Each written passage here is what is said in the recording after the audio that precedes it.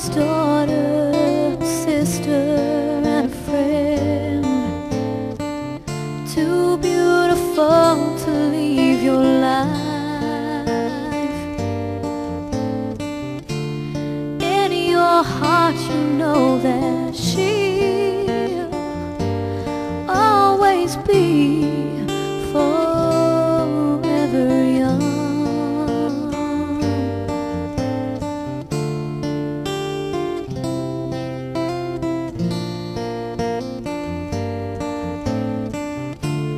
Hold your memories deep within your weeping heart.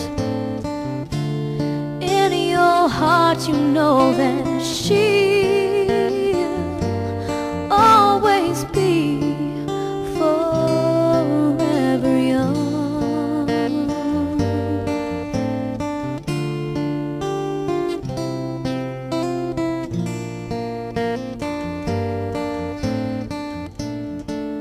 Looking back on times together, feel by your side, trust within, see her face, her smile.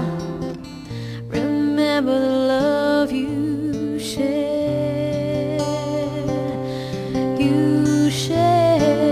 It's 11:15, Friday the 23rd of February 2001, just 29 days after Stace's 17th birthday. I had just climbed into bed. My wife was on the phone to her sister. Stace was due home at 11 p.m. Lights were travelling down our driveway and my wife suspected it was Stace. But as the vehicle turned around, the security light came on and police was lit up. My wife yelled out, "There must be something wrong." As I was getting dressed, I could vaguely hear the police informing my wife that Stace had been involved in a car crash and was waiting transportation by air ambulance to the Alfred Hospital. I can't believe what I'm hearing. This can't be true, not our Stace. We're about to leave to be with Stace when the police got a call to say they were trying to stabilise Stace and we must wait. I rang a close friend who had been our family doctor for over 25 years. I asked him to come to our house, as by this time my wife was hysterical and I was not much better either. We went outside and I looked up to the stars and prayed for Stace. I'm not a religious person, but I was holding on to any hope I could find. It was then, at that moment, we would receive a call that would change our lives forever. Stace had not made it. Please let this be a dream, or a nightmare rather. My wife lost it completely and I just wanted to go to Stace. But the police said we would again have to wait and it would be some time. We would eventually be able to go to the Frankston Hospital to see Stace before the coroner comes. Now I must tell my other two children, Callie and Daniel. Cal had just had a baby girl 3 days before. And my 78-year-old father, how do you tell him he'll never see his granddaughter again? It will break his heart.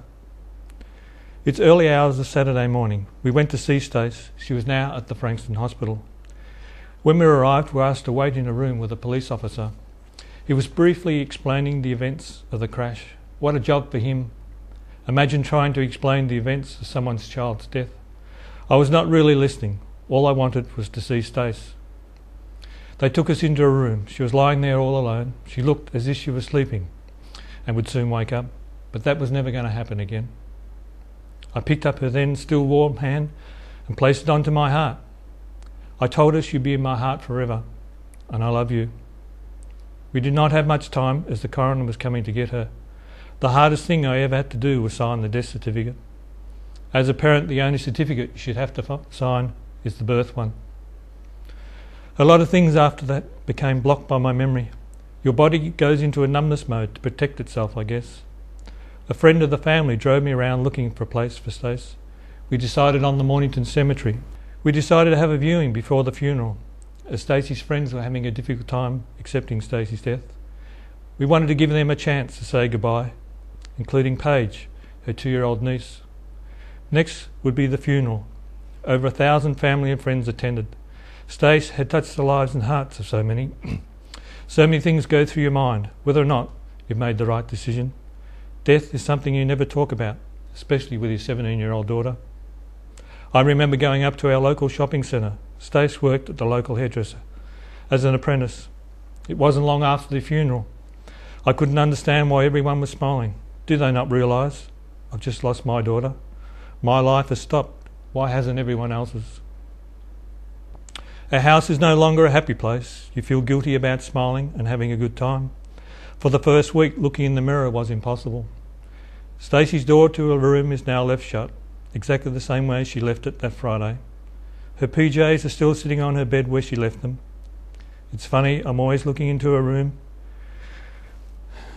as I walk past, hoping to see her head pop through the curtains, just hoping. Now, after 4 years, I still have nightmares to whether or not I made the right decision, and even though I could not go to the scene of the crash, it still goes through my mind. I think of the pain that Stace went through, how scared she must have been. You see, the crash happened on an unmade, unlit dirt road, and Stace was scared of the dark. And not only were we not with her when she passed away, but she had only known Kim, the driver, for about 6 weeks. So she was scared and all alone when she left us. Imagine how terrified she would have been. Some of you may be wondering why I have not mentioned much of Kim. It's only because I feel anger that she has robbed Stace of her life and us of our daughter. Kim had only had a licence for 3 months and driving inexperience, and with the conditions of the road, the Holden Barina left the road and hit a tree. Of course, the point of impact was the door handle at the passenger side of the car. Now, with a combination of all the above, and with no responsibility for the life of her passenger, Stace is no longer with us. Kim received no penalties for the action she took that night, but I've noticed a lot of writing on the tree she collided with. Obviously she's having a difficult time living with it. I guess that's her penalty she has to live with for the rest of her life, just like we do. Life is full of wonderful experiences, so don't let driving be your last. Drive for life. Thank you. Hi, my name's Stacey and I'm currently an apprentice hairdresser at Carly's Cut Above in Somerville. I've got 2 great passions, it's horse riding and modelling. I've always wanted to be a model and have great success in modelling. I got the opportunity to go over to America sometime this year but had to put it off due to work commitments. I've always wanted to be a model and be as successful as Naomi Campbell. Someone's daughter